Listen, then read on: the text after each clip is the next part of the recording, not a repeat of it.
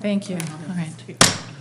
We will now reconvene open session for the Washington Unified School District Board meeting of July 12, 2018. We will now, let's see, I'm going to ask Mr. Rosas to do the Pledge of Allegiance for us. No, is this not what you're using?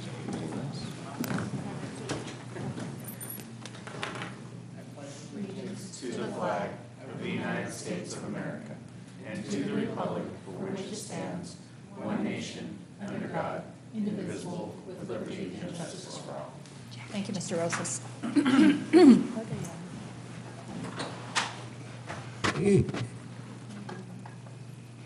Okay, very good. So we'll now proceed with roll call. Sarah Kirby Gonzalez. Oh, okay. Let me go. Kobe Pizzotti. Here. Jackie Wong. Here. And Sarah Kirby Gonzalez. Here. And I am present. Okay, moving on to announcement of action taken in closed session. E1, Government Code Section 54957, Public Employee Discipline, Dismissal, Release, Information Received and Direction Given. E2, Government Code 54956.9, D2, Conference with Legal Counsel, Potential Litigation. Information was received and discussed. Yeah, I can't see. We will now move on to approval of the agenda.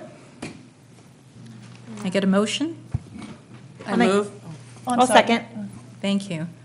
All in favor? Aye. Thank you.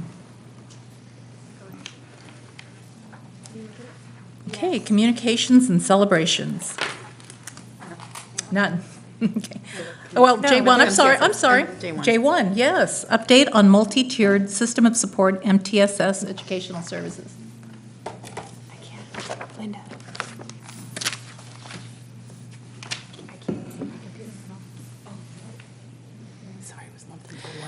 Good evening, President Akala, Board of Trustees, guests, and Cabinet.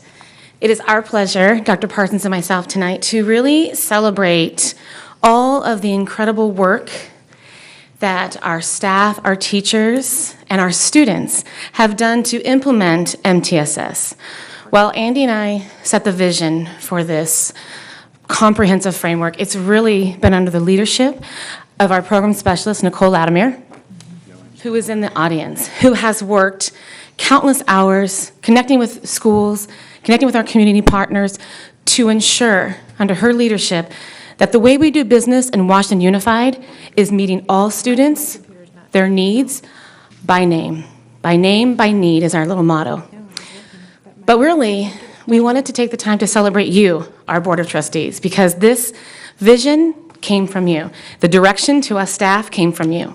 Whether it was Colby's advocacy for after-school programs, getting kids involved with things outside of academics, Sarah, all of your work towards instruction, especially in GATE and writing, Norma, your countless hours and energy and passion for ensuring that our English learners receive the education that they deserve and that we are working to close that achievement gap.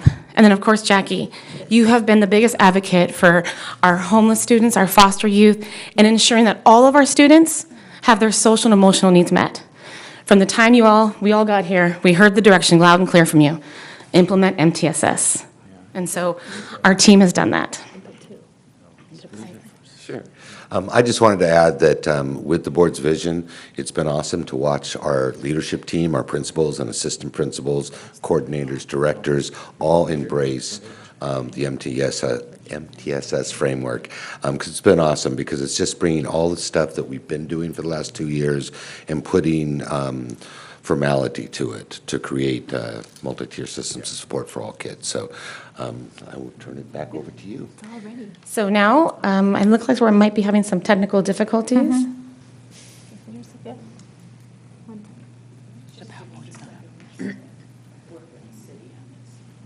There we go. While we're doing that, are there any questions from the board? I have a comment. Oh, yes.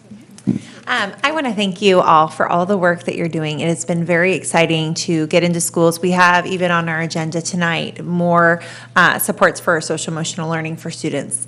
And so I have a recommendation or a thought for us as we advertise this to the public and talk about the things we're doing. Because some folks, you know, they know about Kevin Bracey, but they don't know all the other pieces. And we know this pretty intimately, that we're doing a whole lot more in this district than just that.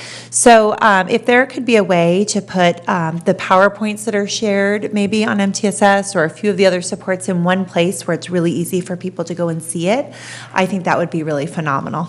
Don't you have a page or maybe? I have seen it, but I didn't see, maybe just a breakdown a little bit more, or to add what Absolutely. we're, as we go. Or maybe just working with Yorgos to advertise where this page is and how to get to it, and Yeah. adding some more resources. Excellent idea. Yeah. Thank you. But thank you again. Thank you for all you're doing. Thank you. Just want to make a comment quickly. Thank you guys for your kind words.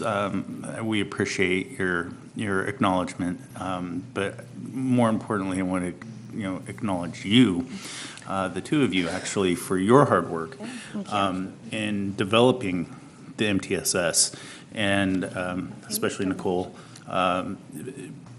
It really is something that I think is a huge benefit to our children, and how we've incorporated even our SROs into the MTS is something that I think is vital and very important, and has really developed a relationship with our peace officers and our support structures. So I really wanted to thank you for that. Thank you. You're going to see in a few minutes, hopefully, a video to your point, Trustee Pizzotti. We have part of our system and structure we put in place is we have what we call the Tier 3 meetings, where a team of staff meet and they go by name by need to talk about what are the needs of the student, whether it's social, emotional, or behavioral, or academic.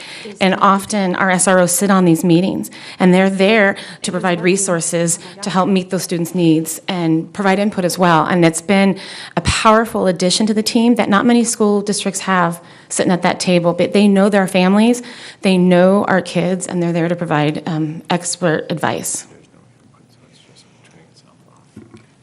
Board of Trustees, I apologize, but we've lost some capability and connections here. And so in order for the meeting to continue, we're going to continue to troubleshoot. And if it pops up, maybe then we can show them. They're really wonderful testimonies of the work that has happened in this past year and that will be continuing next year. But unfortunately, we have no connection. Okay, can you just continue to make the presentation, or?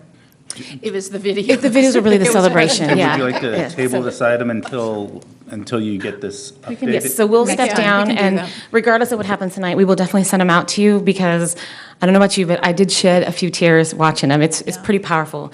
And I just want to highlight, too, Nicole Latimer worked with a videographer, so this is very professional. It's designed to be used, one, as a teaching tool for our staff to help them understand the work we're doing, but also to tell our story. We always say, if we're not going to tell our story, then who will? To our community and to our public. And we're very proud of the effort that every single school is highlighted, from our continuation school to our alternative school to our high schools, elementary schools, and you'll see a variety of teachers and students. So Okay, thank you so much. Thank you. And Yeah, appreciate that. I also agree, if we can get that video, we'll just We'll have let you know. continue the Thank you. presentation. Thank you. Yes, of course, and Board Member Wong wants to say something. I want to say it was a heavy lift. And I have seen Nicole all over this district, kind of at every single school site implementing MTSS that is appropriate for those various school sites, right? Because it's not the same thing for every single school site. And I appreciate kind of the local control and local decision making that those parents and those staff are able to make on those sites. So, and I know it's a challenging thing to do, but I appreciate you allowing that freedom. So. Okay. All right, so we will now move on to association reports. WSTA report, Don Stauffer. Good evening. Every year, the Institute for Teaching, which is funded by our teacher dues, awards grants to educators all across California. To receive the grants, teachers must complete applications, and these are submitted and evaluated competitively. And over the last several years, our teachers have done well in this process. And IFT grants in this district include the academic outreach program at the high school, which was Marlena Schroeder and Christina Buss, or last year's iPick Arts, for instance, which was at Stonegate with Trish Dietrich. So this year we have 2 awardees, and one is Natalie Ryland at Elkhorn, and she's going to be doing a project on emotional social learning. It fits right into the presentation. And the second grant was awarded to Sally De La Mora at Southport, and she's amongst a cabal of teachers there that seem to apply and get grants almost every year for one thing or another. And this year they're going to be doing a project on teaching technology skills to 2nd and 3rd graders using GoPros, videography software, and robots. So we're excited to see what these guys have going this year. And as we move forward through the summer, mark your calendars for August 10th. And that will be the second day of the new employee orientation, and I know we will be having a lunch and get together with all the new teachers who've come to the district. With that, thank you. Thank you, Don. And CSEA, I don't believe, no, we have no report from CSEA. So let us move on to public comments. Have any? Only on P2. Okay, let me read then. At this time, members of the public may address the board on topics that are under the jurisdiction of the board and are not on the agenda, although the board by law may not take action at this meeting. The board may limit the total time for public input on any topic to 20 minutes unless it chooses to waive the item limit for a particular item. Individual speakers may be limited to 3 minutes to comment on any topic. Public comments consisting of individual charges, complaints, or derogatory remarks about any district employee are requested to be submitted in writing to the administration in accordance with the district's complaint procedure. We do recognize that for a lot of people, commenting before the board and the audience and the people watching at home on television is a nerve-wracking experience. So to try to make that as easy as possible, we do ask that there not be any applause or booing or catcalling or other demonstrations to maintain a civil discourse here in the chambers. The board respects the right of members of the public to speak to us regarding matters on the agenda and other matters within the jurisdiction of the board.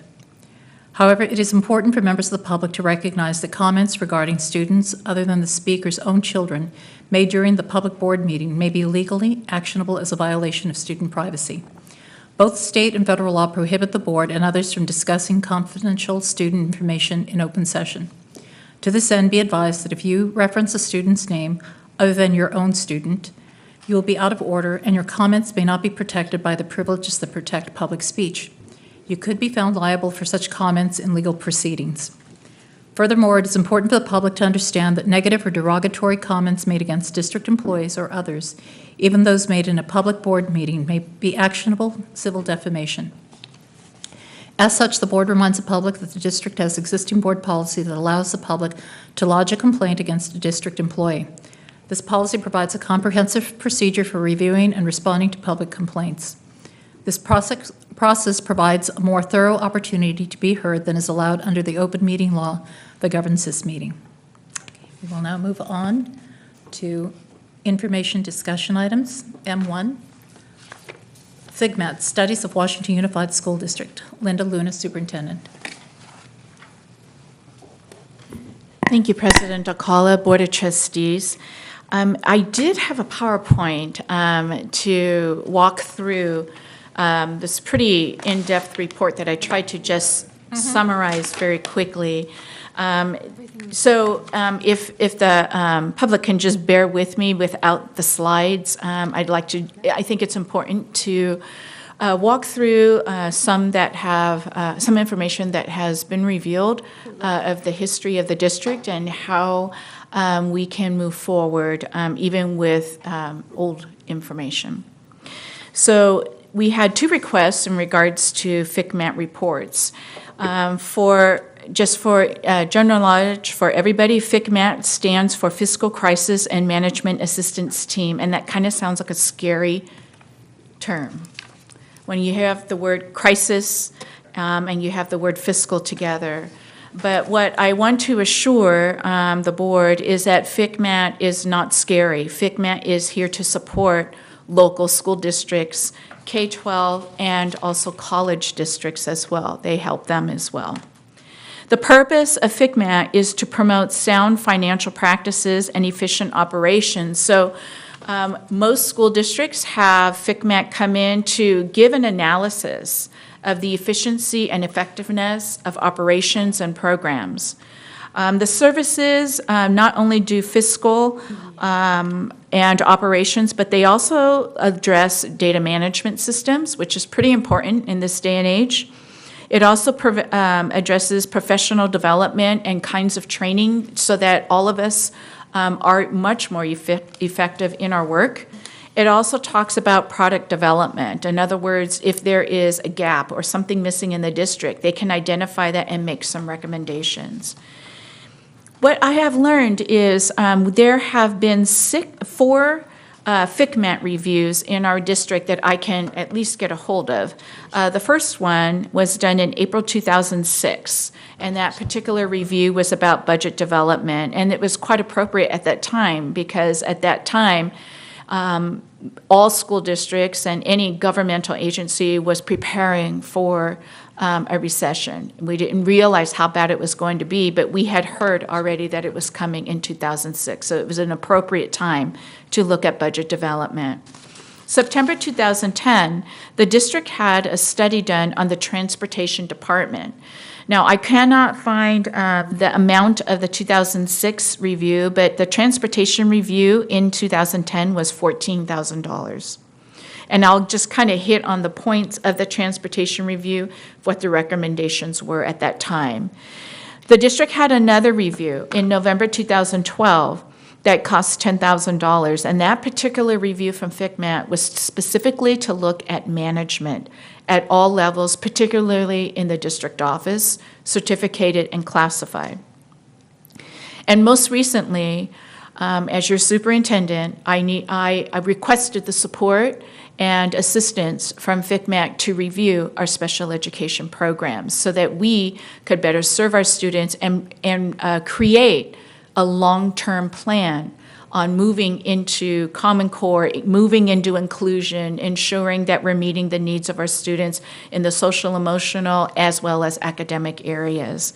So keep in mind that as you hear some of this information, the time frame is back in the past, in whatever those years were, but also that these are recommendations on a positive end to help any school district, and particularly ours, to improve our operations and program.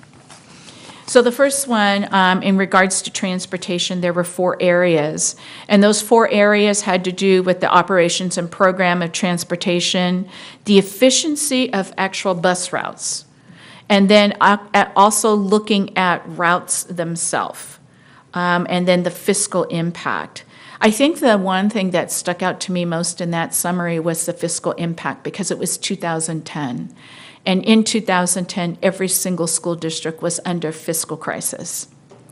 In 2008 and 9, one thing to keep in mind in terms of transportation, only 45% of the funding that was promised by the state was given to school districts to fund transportation, 45%.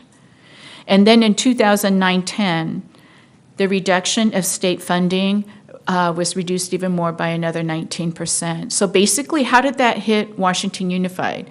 What happened was the home to school transportation, in addition to what we received from transportation funding from the state, cost $705,721 additional dollars out of our general fund. In addition to home to school, our special education transportation for our students with needs cost an additional $704,000 So we basically had, as a district, a $1.4 million encroachment into the general fund during a fiscal crisis throughout the state. They also made some recommendations on staffing. Most importantly, it was about oversight of the transportation operations. In other words, we needed our directors, our classified management, to really work together and pay attention in terms of the transportation operations.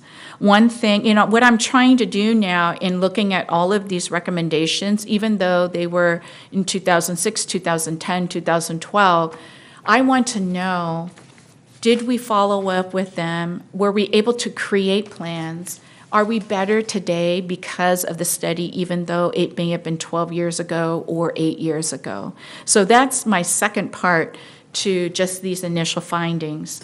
I think in terms of staffing recommendations, we still have concerns of what they found back in 2010. And their concerns were extreme absenteeism of drivers. So when we have bus drivers that are absent, what happens is our directors then have to go out and drive. And so then it just becomes a domino effect.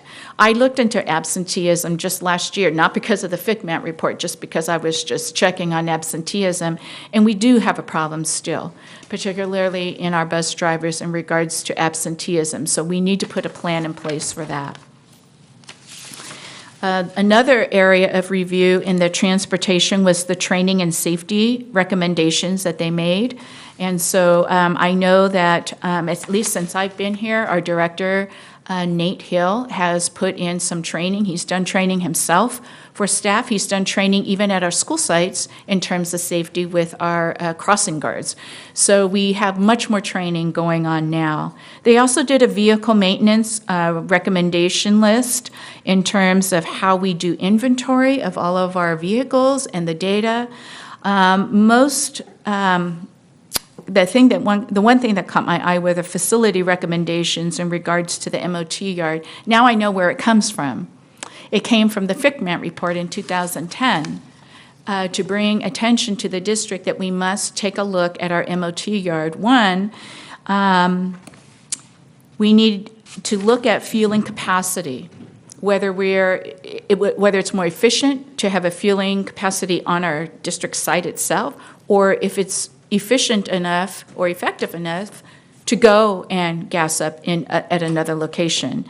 Another thing was to look at how we care for our equipment, because there's no place for our buses to be steamed or cleaned on site. So that in 2010, now I understand where all of that recommendation came from.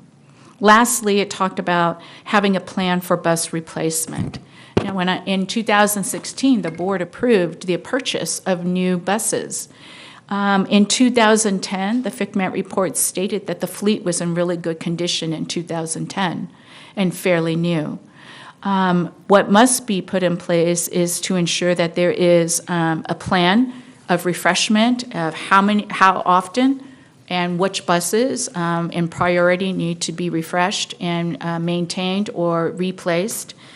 Another thing that caught my eye is that they suggested that the district look at bus replacement grants, and that the district had never, ever applied or looked at grants to help purchase buses. All the buses that we have purchased in our history have been purchased out of general fund, according to the Fitment report.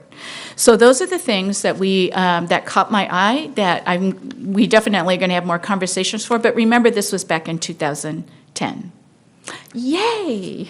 So now we are going to look at management review. So if maybe, I think it's about slide 11. Yeah. Going back a couple more. Okay.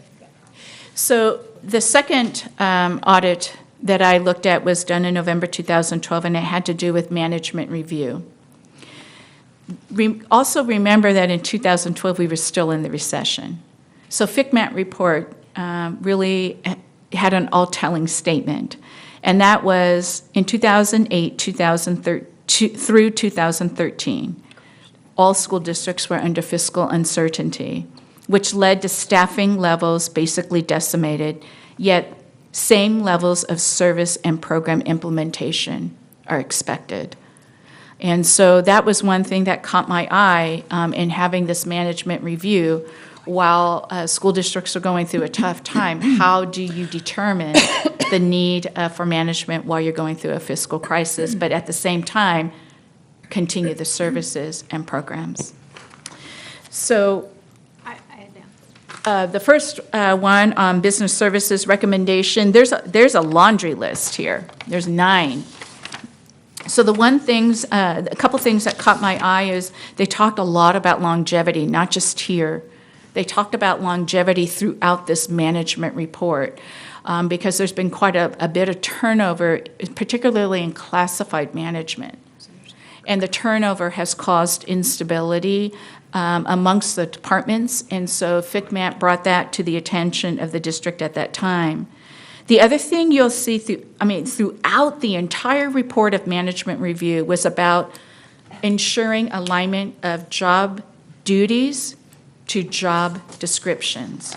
And what has been revealed in this 2012 report at that time was that the district needed to spend time doing job descriptions and refreshing them, ensuring that they were up to date for the responsibilities that have changed over time in public education, the risk management, things like that, needed to be put into our job descriptions, and they needed attention back in 2012. What I can tell the board is that we have done a lot of job descriptions, and I know you know that because you have to go through that.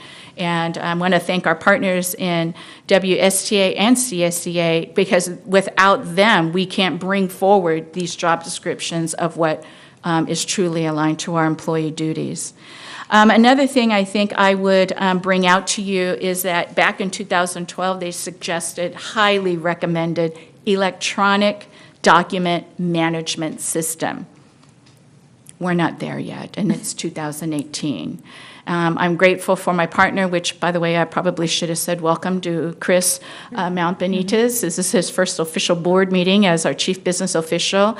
He and I have already had some discussions, and he has seen that, gosh, we would be a lot more efficient and a lot more effective when we become much more electronic in our work. And so that was in 2012, and we see that today as well.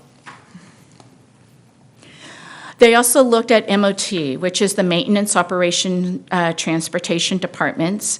And basically, I think what I saw the most throughout this particular part of the review was that MOT needed support to address personnel matters.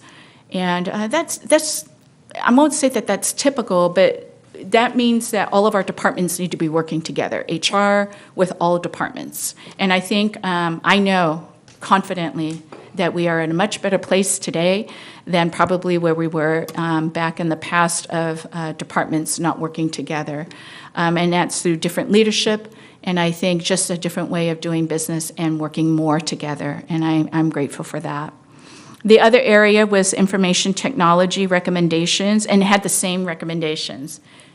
Departments needed to work together. And information technology is, generally, I will tell you, in school districts, the talk is, who do they belong to? Do they belong to business services, or do they belong to educational services? And we're actually going through that discussion right now, too. And so that report talked about the need for communication and understanding the function and roles of actual information technology. The other area was internal controls. I think it's 2 more up. 1 more up. Oh, are we able to go forward? You've got 3 more up. 1 more up. There it is. Internal controls, which had to do, again, with automation and electronic management systems. It's about the systems. So we're on that because we still have a lot of work to do on that. They also looked at educational services, and interestingly, they kind of tied it into the old review of transportation because they talked about special education services, talking with educational services, and ensuring everybody is in line for the student needs. Lastly, I will say that the human resources recommendations probably was the most lengthy. Is my clicker working? Okay, so you got to go forward. Yes. So in human resources, this is a 2-slide actual recommendation list from Fitment.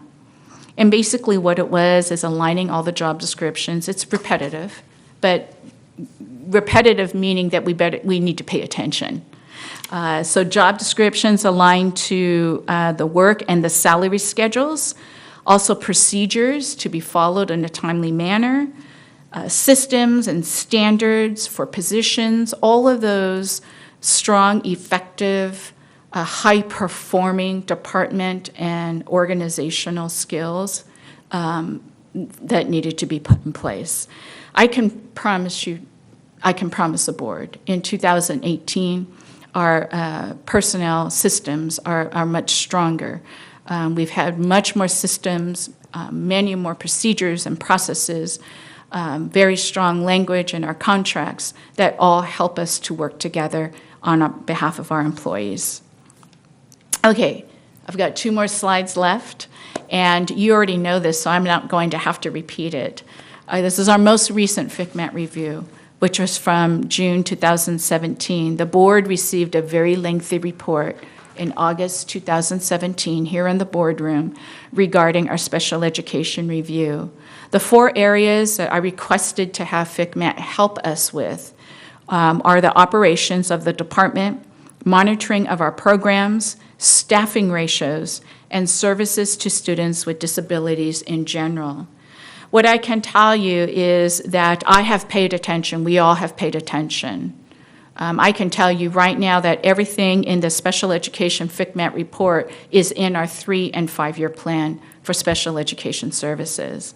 So the last slide tells you the 7 areas which our 3- to 5-year plan incorporates in terms of specifically supporting the needs of students with disabilities. And if you can see that it falls under a lot of the multi-tiered support system that is being implemented across the board for all programs and all of our staff.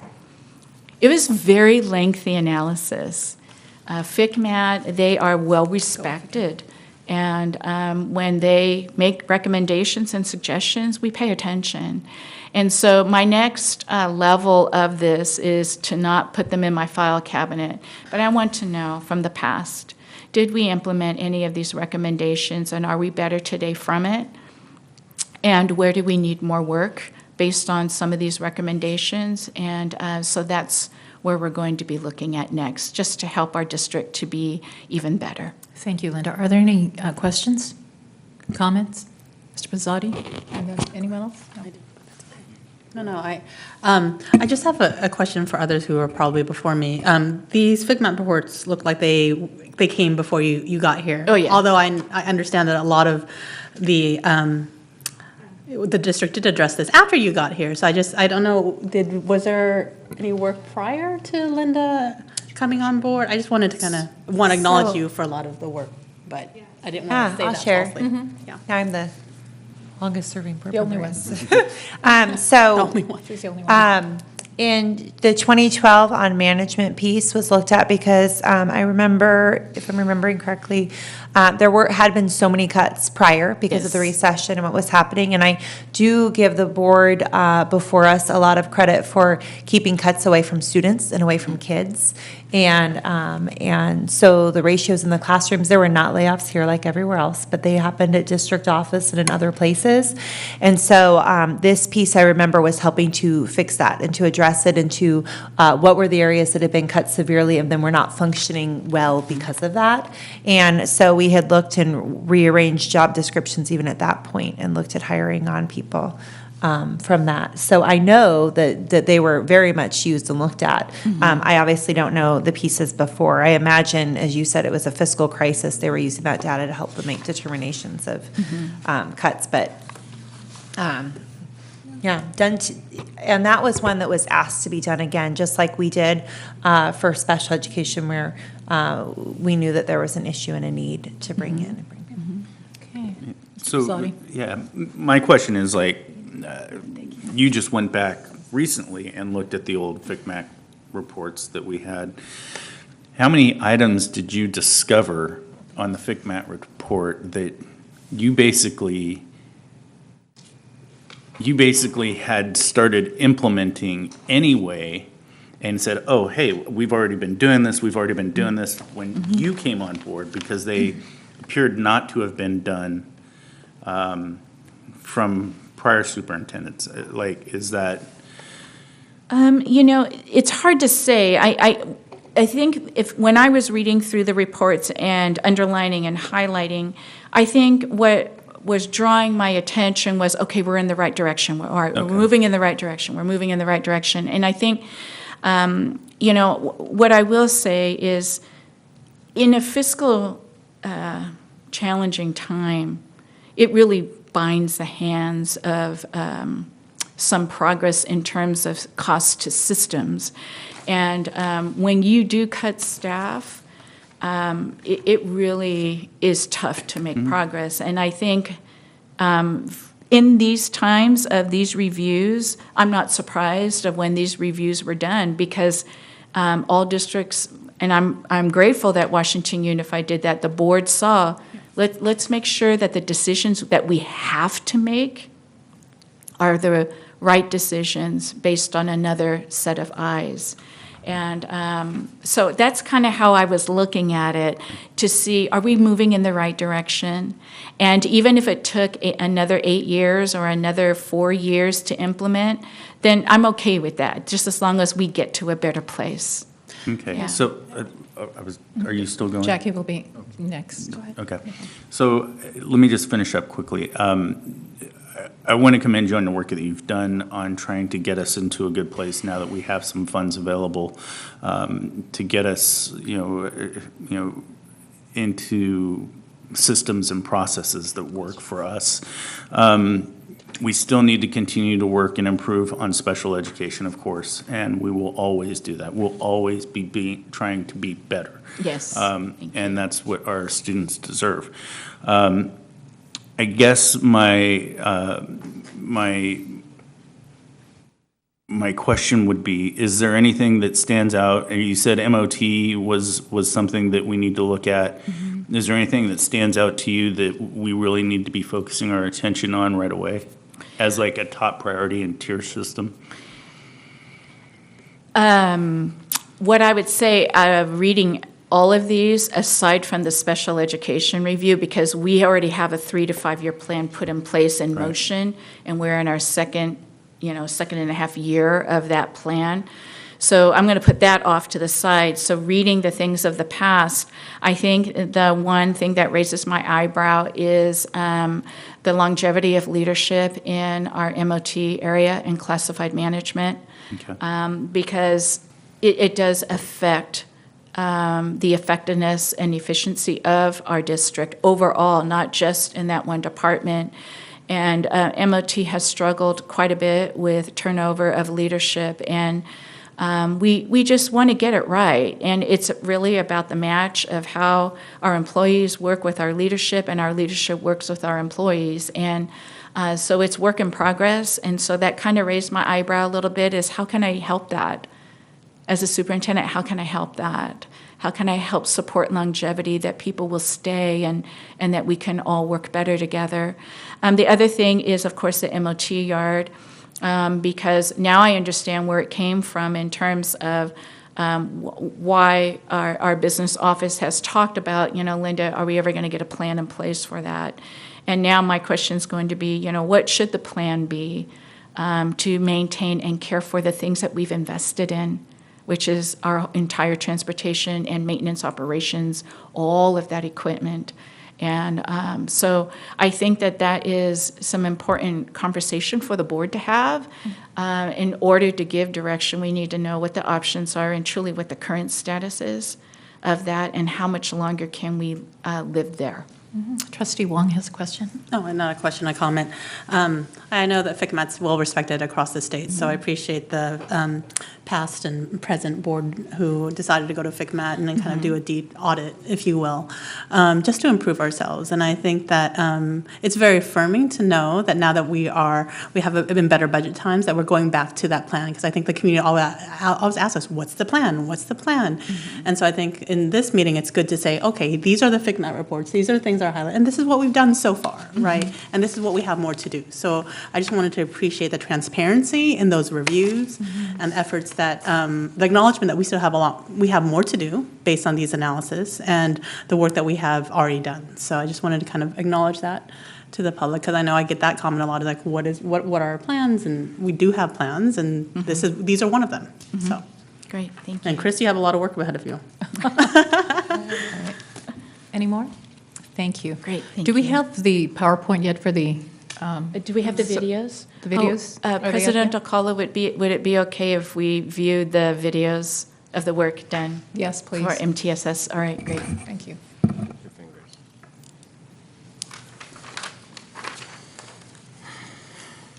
For MTSS It's working. is described as just the way Washington Unified School District Audio? does business. It's really about a structure, a framework for everything that we are already doing.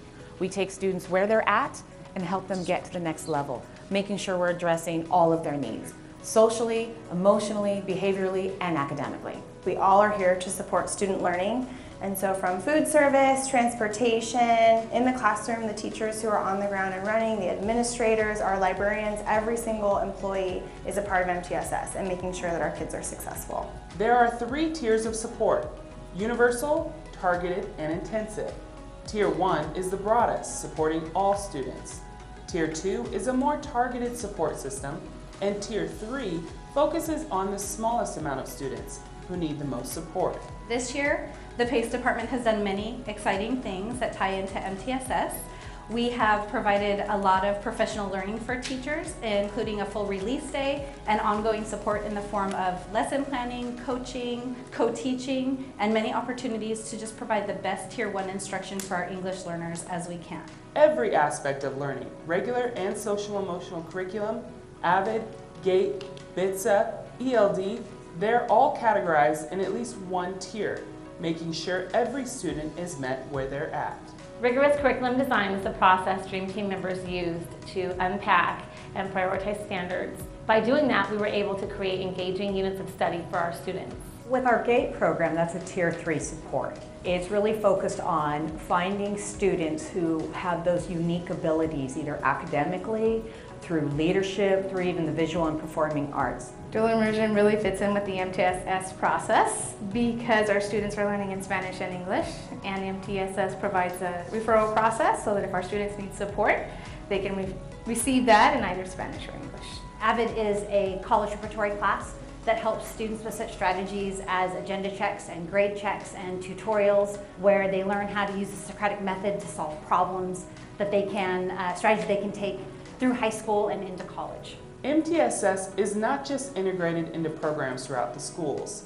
It also directly benefits teachers, helping them perfect their craft. Our new teachers plan an inquiry cycle where they are required to focus on Tier 2 and Tier 3 students and reflect back on their teaching with the help of a mentor.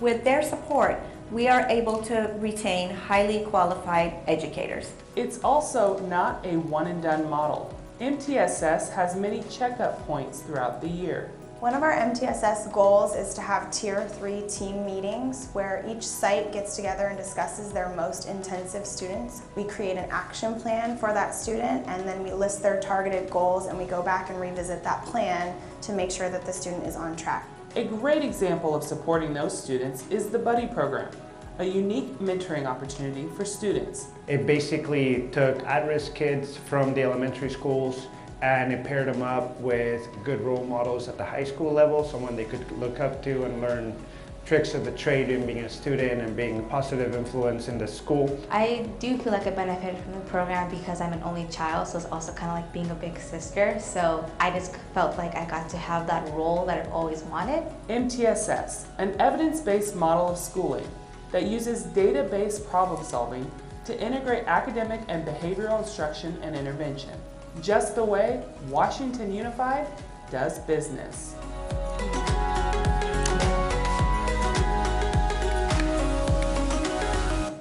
Great video.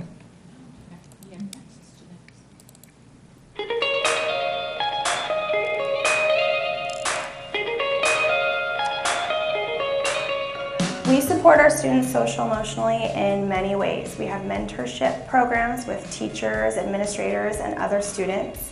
We have Big Buddy, Little Buddy programs. We have outreach specialists and social workers who work with students in small groups or one-on-one. You know, when you think about a trauma-informed lens, they say that the one predictor of resiliency in children is having one safe adult in their lives.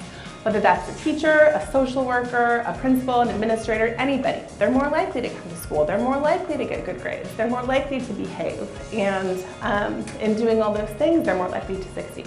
We started a mentoring group for boys at the school. We meet once a month for lunch. We have some conversations and discussions about life, about school, about making better choices as a person. And afterwards we play basketball, and it really opens them up as far as being more participatory at school. I got a buddy because I wasn't being nice to other people. He helps me with that because he plays games and I'm distracted playing games. We started the buddy program with first graders that were having a hard time on the playground. We had a lot of physical aggression, and so we thought it'd be good to buddy up the younger students with the older students to give them both positive experience at school, so we look forward to. Buddy! It's like helping my younger siblings. It's just that like they're not related to me, but they're like family. Studies have shown that students do much better and they flourish in school when their needs are being met, and sometimes you have to acknowledge that students need support outside of the academic component. So really getting together those resources and making sure that that student is thriving and fulfilled emotionally helps them in the classroom.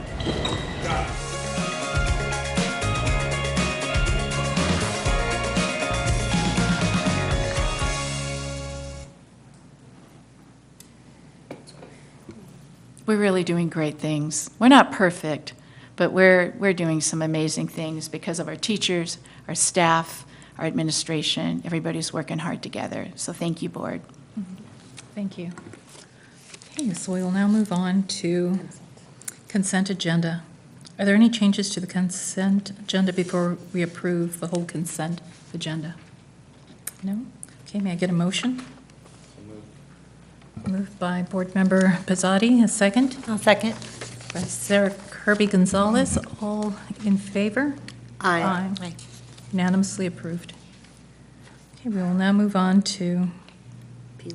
Thank you. Action items. P1, approval of the adoption of Resolution 181901, certification of signatures. Chris Mount Benitez, Chief Business Official.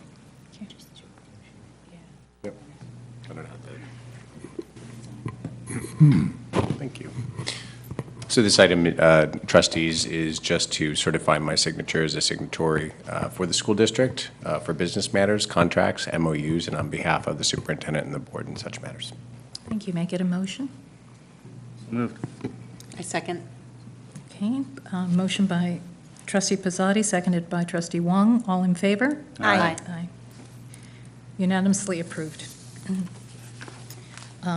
P2, approval of amendment number 2 to the existing facilities use memorandum of understanding MOU with the City of West Sacramento Business Services. We do have a public comment, but we will have the presentation first. Mm-hmm. Thank you. Actually, trustees, the presentation was made at 2 meetings ago and then discussed again at the last meeting. The board directed us to have our legal counsel take a look at the MOU, particularly with the words permanent, and also to ensure the board that the school district is in good standing in terms of liability and responsibility financially, and also in terms of the partnership of the actual contract.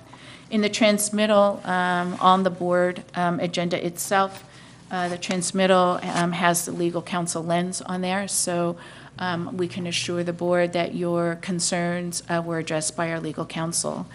In terms of the actual agreement itself, The changes on that were that the words permanent were taken off. But the understanding, the basic understanding is that the city is responsible for, this is giving the city responsibility and permission to construct the bike pedestrian path and to maintain it. And in order for them to do any of that, we have to provide them that right on our land to do that. Very good. Any questions, comments, Yeah, Mr. I have Rosati? a quick question. Well, I'm sorry. There is a public comment first. Pat Flint, thank you.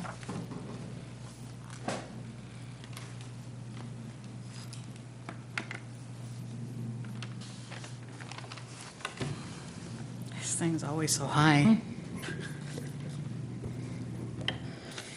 Thank you very much, council members. Council members, board members, excuse me, wrong meeting.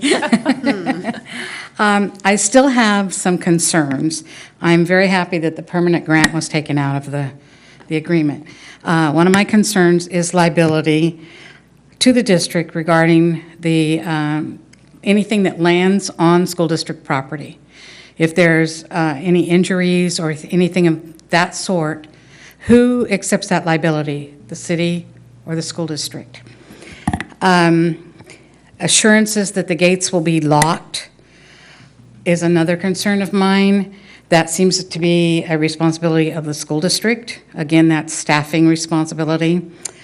If for some reason a staff member would accidentally forget to lock the gate and something should happen, I mean, those are things that scare me as a parent and as a grandparent.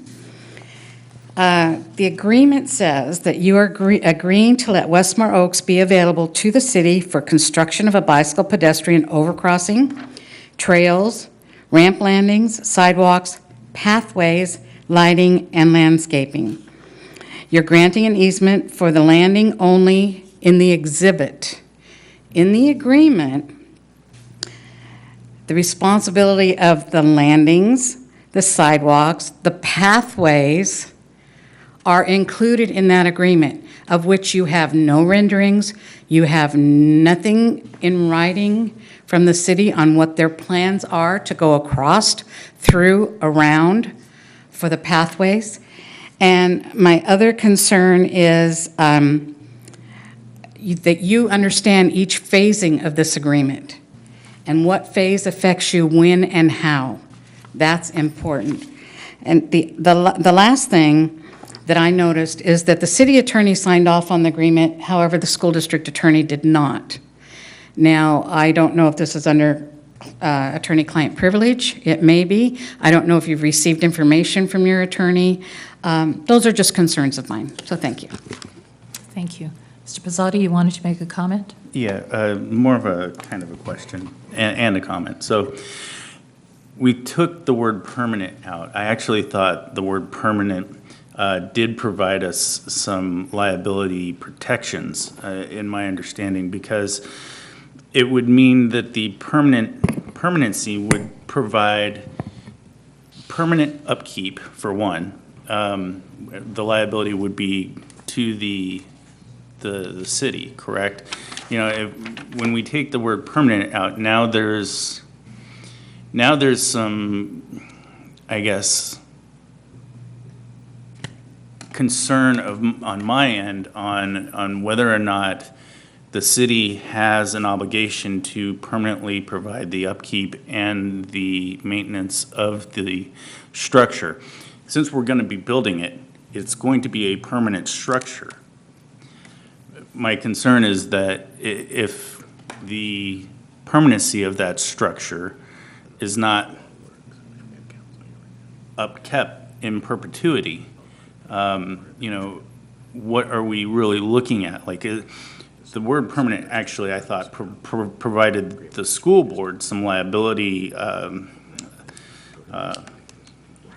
immunity, in my opinion. But that was just my take. Can you potentially answer that? Sir, I'm sorry. Could you please just identify yourself for the public? Thank you. Yeah, absolutely. Good evening, Board of Trustees, President Alcala. I am Edgar Medina, Senior Civil Engineer for the City of West Sacramento Engineering Department. Yes, the word permanent was the word that was revised and actually removed. But one of the things that the next step, so that is going to happen after this amendment is actually approved. And maybe to address the residents' concern as far as the liability and responsibilities for maintenance, is that the city is going to, and the district are going to work together to execute what's called the license agreement and an easement. And in those documents is going to identify this, or is going to stipulate the obligations of the city with regard to what is going to be operated and maintained in perpetuity of the structure. So that language is going to be identified in the easement itself once we define the actual limits of what's going to be the city's responsibility and what's going to remain to the school boards or the districts. Okay. Thank you. I appreciate that. Any other questions or comments? No, I'll just say that all of my questions and comments were answered last time in the presentation that we have had, so thank you. Board Member Wong? Appreciate that our legal counsel did take a look at this. Thank you, staff, for that support, because I just had some questions. So with that said, the amendments look good to me, and so something that Yeah, I also I can agree. move forward, yeah. I have confidence that now that our attorneys have looked at it, I'm very pleased. Thank you. Okay, so this is a motion, right? Yes. No one's made So a I make motion. a motion. No one's made it yet, so hold on, okay. So I need a motion. So moved. I Okay. second. All in favor? Aye. Aye. Also vote aye. Thank you. Okay, action item P2, approval of amendment number 2 to the existing facilities use memorandum of understanding. No. Oh. We just did P2. Oh, I'm sorry, I'm reading this. Q1. It's Q1, thank you, I'm sorry, okay, here we go. Board governance, action Q1, approval and adoption of resolution 181902, ordering governing board member election and requesting the Yolo County Board of Supervisors to consolidate district elections with regular elections held on November 2nd, 2018. Linda Luna, thank you. Thank you, President. Akala Board of Trustees.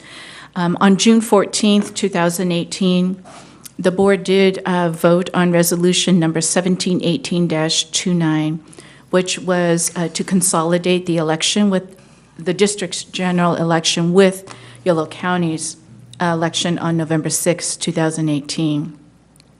At that board meeting on June 14th, Board Member Alicia Cruz submitted a resignation to the Yolo County Superintendent of Schools effective immediately. So the resignation submitted by former board member Alicia Cruz created a vacancy on this board, and as her term will not end until December 2020.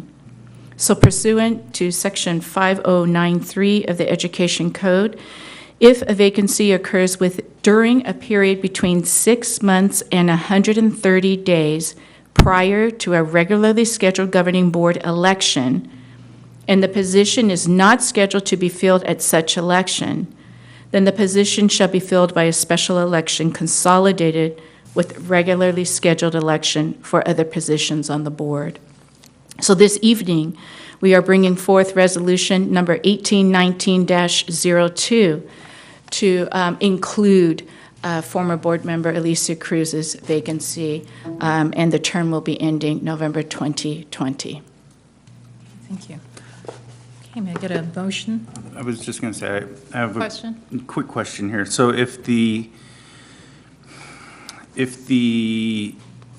election, so you're effectively saying we're going to have to sit for 4 months or 5 months without a fifth member of the board, and we're going to have a 4-member board, an even member board. Is it possible for us to, God,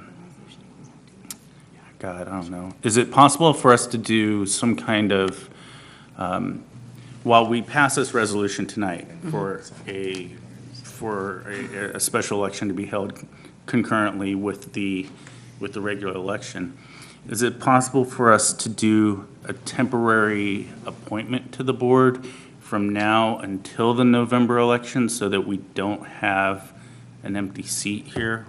I mean, it makes the, we can end up sitting here having two ties all day long and never get anything accomplished. So I guess that my question would be either for you or legal counsel. Had legal counsel been here, is that possible? I think it's probably better for legal counsel to help the board through that discussion.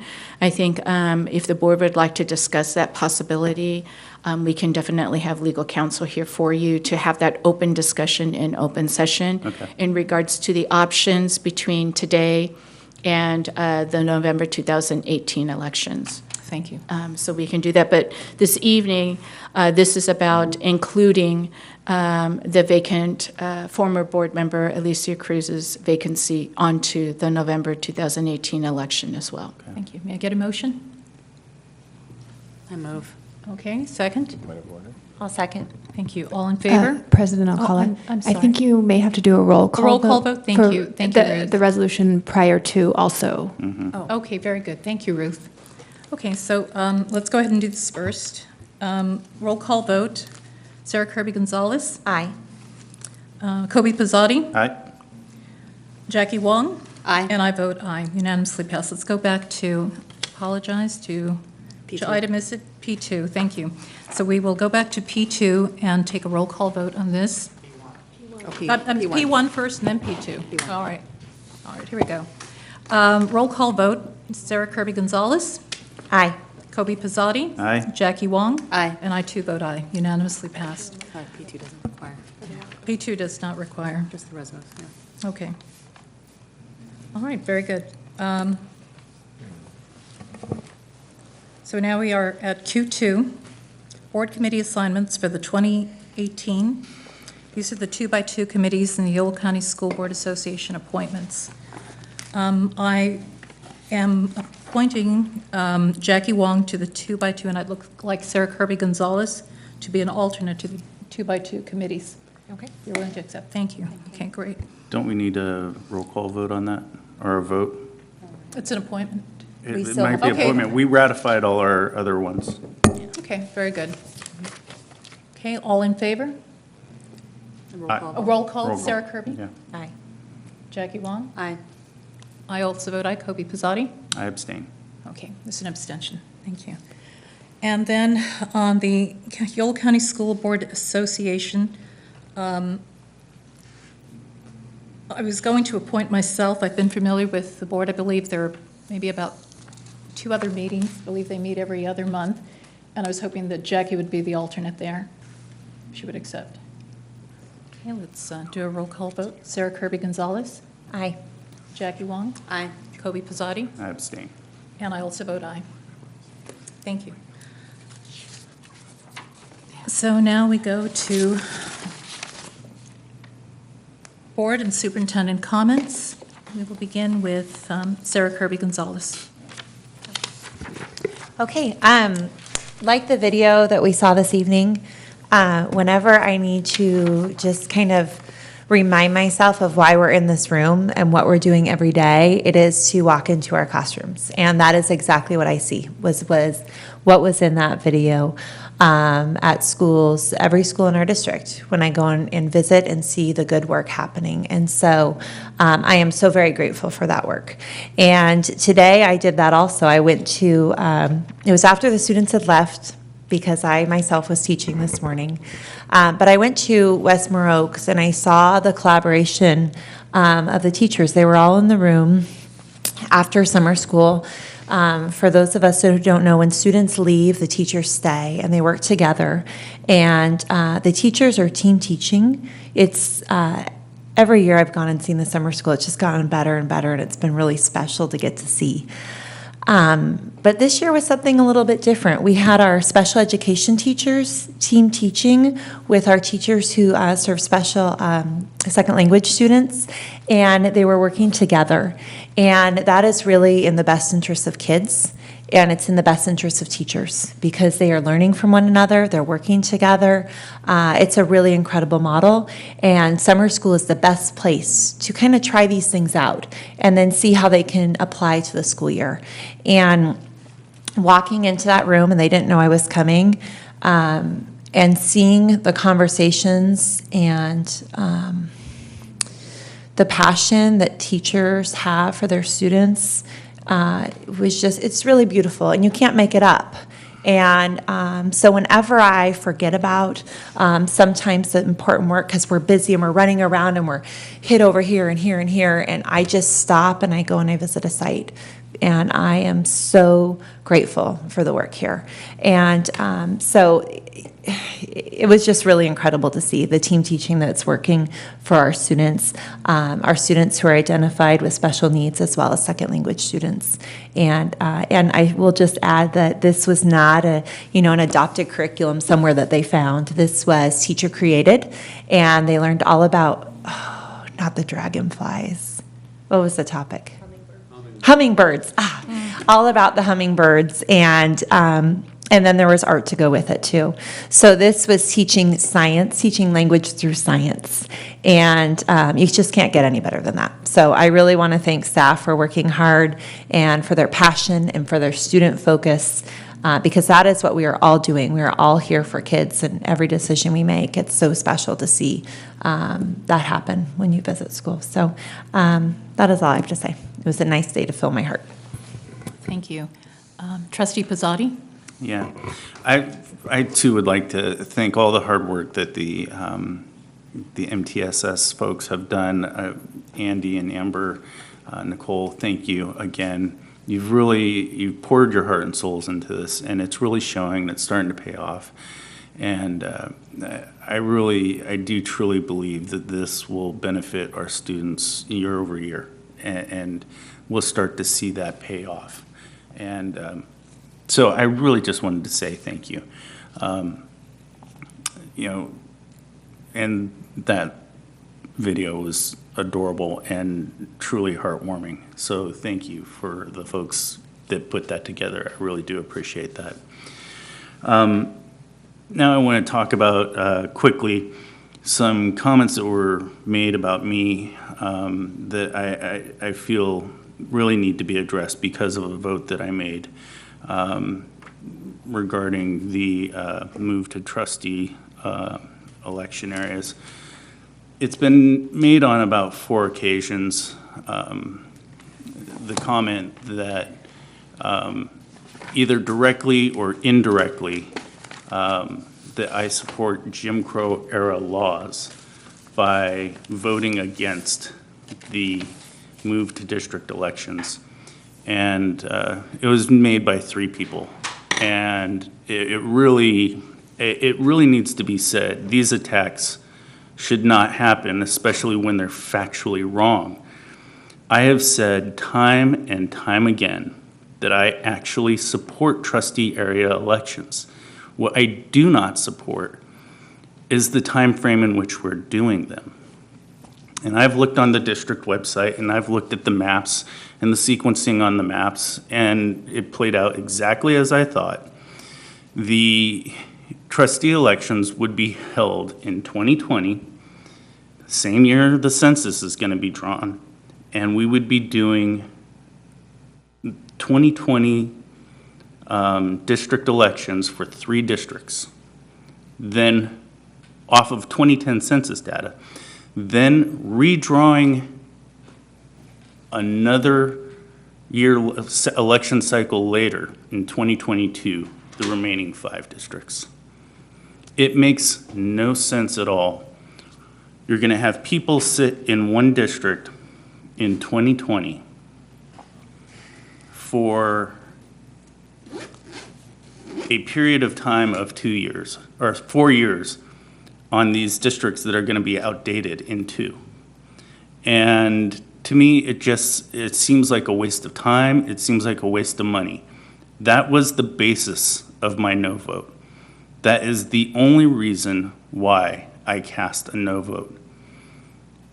I don't want to hear it again, either directly or indirectly, that I support Jim Crow era laws. That is effectively saying I'm a racist. And I cannot and will not tolerate that anymore. That's all I have to say. Trustee Wong. Thank you.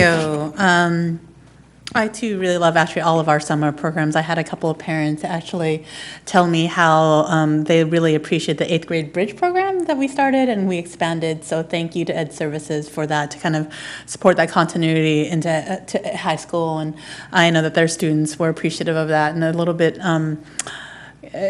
it eased them a little bit about what that might look like when they go to high school. So appreciate that. And I'm sorry I missed the English Language Learner Institute last year when you presented. You pretty much made me cry as a English Language Learner student person myself. It was it's just amazing, and I'm so glad that you were able to visit and see kind of the growth and evolution of that, because it's such a major investment that we've made here in the school district to really address those unique needs of our English language learners in a very thoughtful way. So really excited about what the future will look like for our English language learner population. So thank you to the team for putting that together. I don't have a lot to share. I'm actually going to be going to the CSBA Leadership Institute this weekend, where we'll be learning about STEAM as well as school climate and school safety issues, and I hope to bring kind of what I'll learn there back here, just because I know it's been such a huge topic for us, kind of the safety concerns that, actually a huge topic for everybody around the nation. So looking forward to bringing some of that back to you all. So that's it. Thank you. Well, that sounds really exciting, and I also was very disappointed I couldn't attend the English Learners Institute program that you had, but you're probably not going to get tired of hearing this. Great job on MTSS again. Just thank you so much. And I guess the only thing I wanted to report is I went to the 5th Street Garden, the urban farm. They're growing flowers there. And I was able to cut some flowers, $4 worth, which was ample. I was able to share with my mom. They're just beautiful. So while I was there were children there, and I asked what schools they were from, and one of them was from Southport, and another family arrived, and they were out from Stonegate. So they were there also collecting flowers. It was a great experience for them. They got to select flowers that they liked, and the lady there who is, I can't remember her name, but who's in charge of the farm, was great. She was asking a lot of questions, and she was so impressed with the knowledge that these students had. So I had to brag and say, those are our kids in West Sacramento. That's our WSD students. So I just really encourage everyone to go out if they have a chance and take in that great urban farm stand, pick up some flowers there. So now we will call upon, do you have any comments, Superintendent Luna? Thank you. Mm-hmm.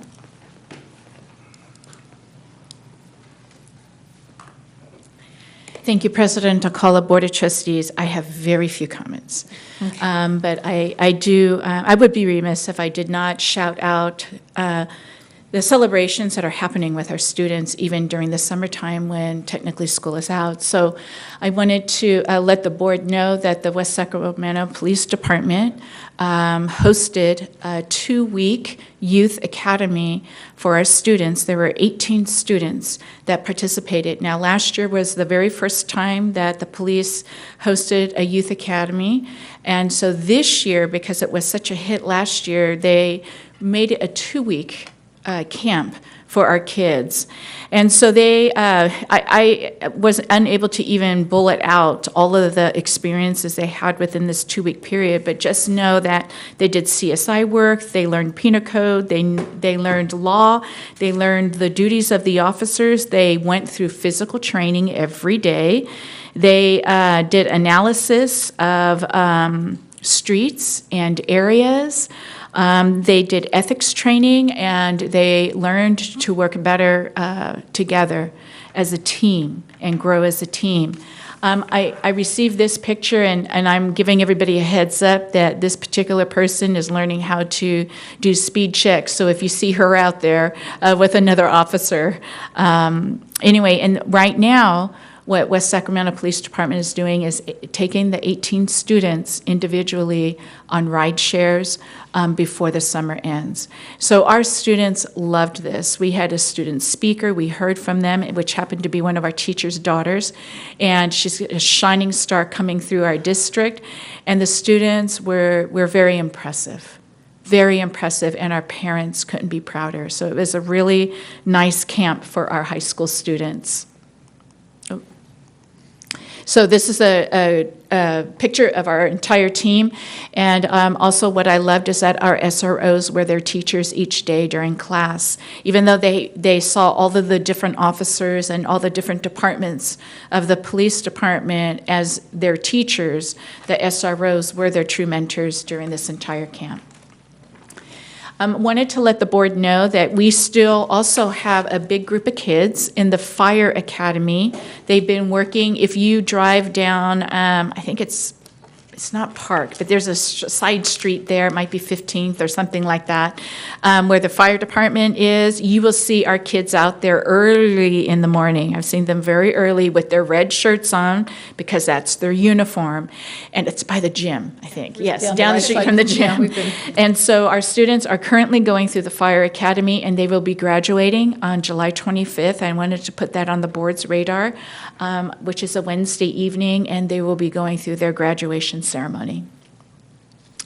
I too attended the English Learner Summer Institute and our extended summer year program yesterday just to visit the different classrooms. And it is very impressive if you go each year to see how it has transformed into really incredible learning for our students and our teachers.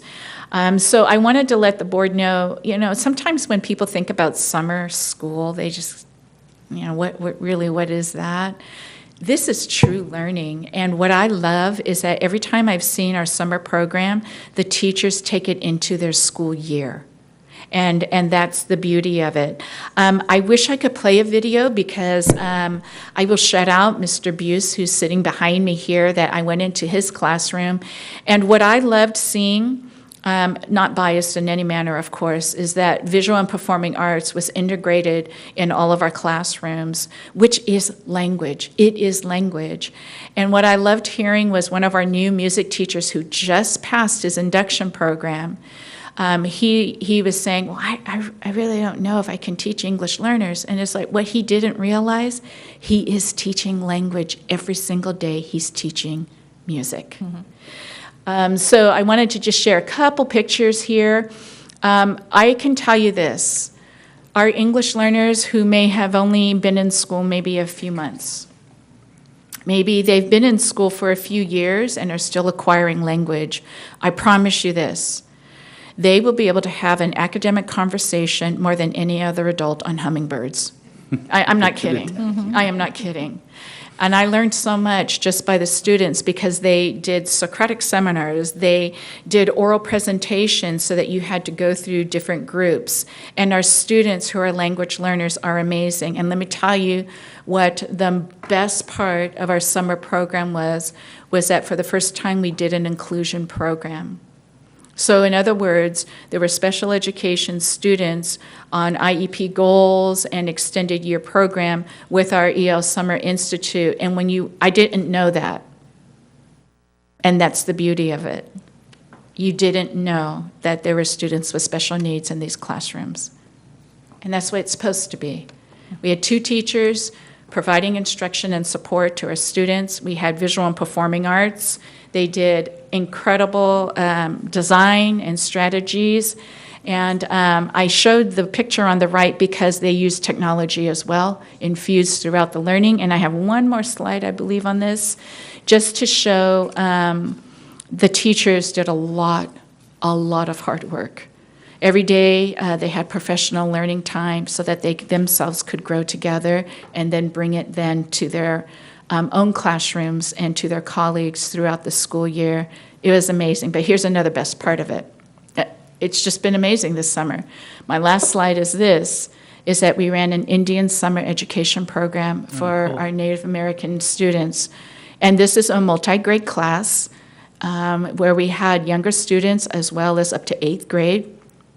They also took the project-based learning of our EL Summer Institute and our extended year program of hummingbirds and brought it into the Indian Education Summer Program and used visual arts as the basis of the VAPA to integrate into their content knowledge of the Indian education.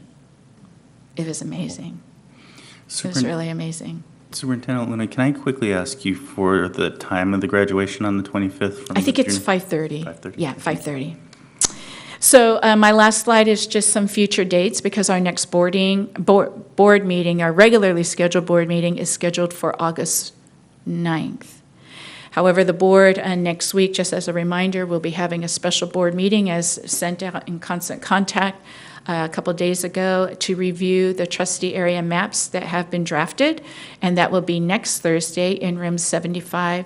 And we've encouraged our parents and other community members signed up on constant contact to please join you so that you could hear their feedback as well. Also wanted to let you know that we have new Educator Orientation, which is Thursday, Friday, August 9th and 10th.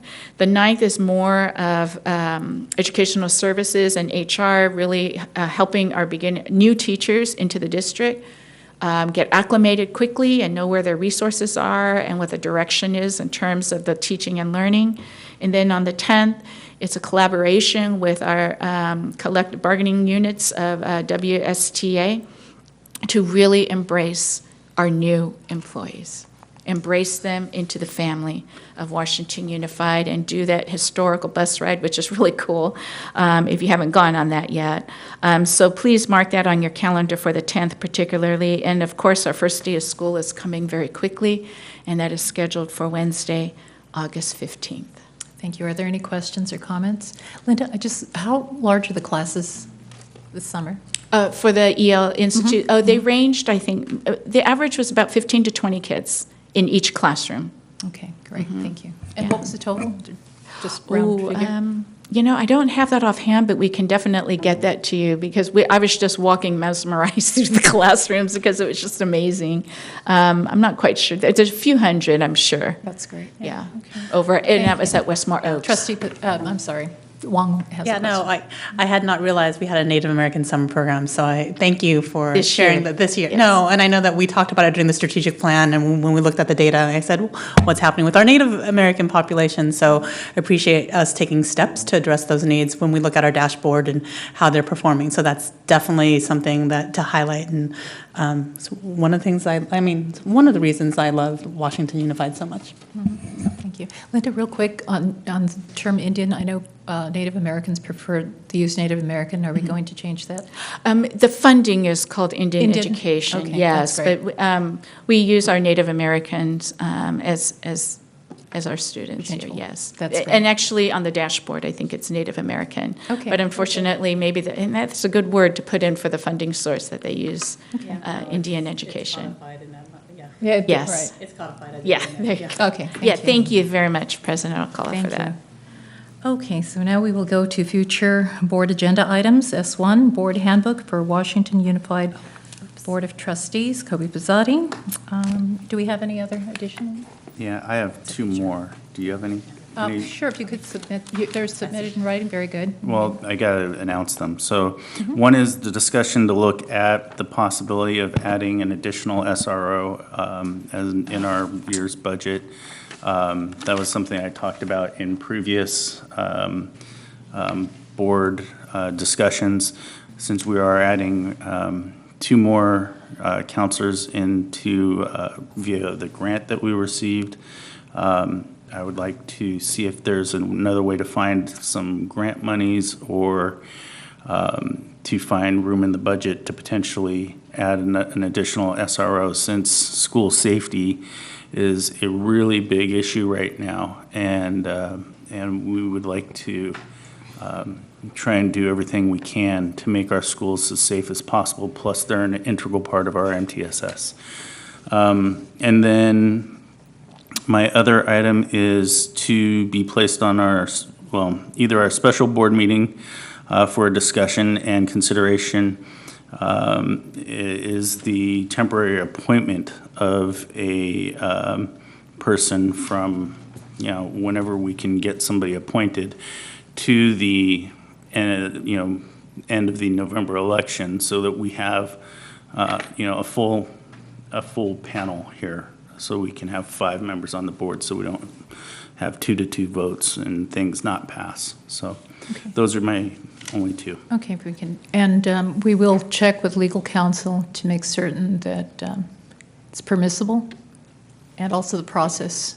Yes, we'll have legal counsel there for you when this item is agendized. Thank you. Yes, for the board. Okay. And Trustee Kirby Gonzalez. Yes, I have one, not necessarily for a future board agenda. Sometimes we announce things here and the information just comes to us or another way. So suggestion or discussion for us under board governance would be our Washington Unified School District page, having a possible space for question and answer for, just general questions that people ask.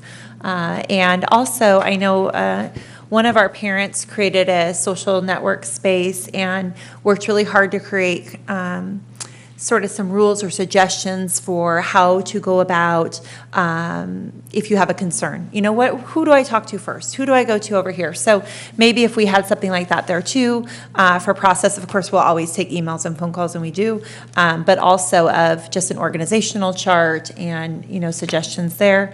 And then with that, I will add our emails. You click on it and it takes you to Outlook, but if people don't have Outlook, they can't just see our email. So adding our email there. So just maybe some ways to make us more accessible on our board page and answer some questions for people. Okay, very good.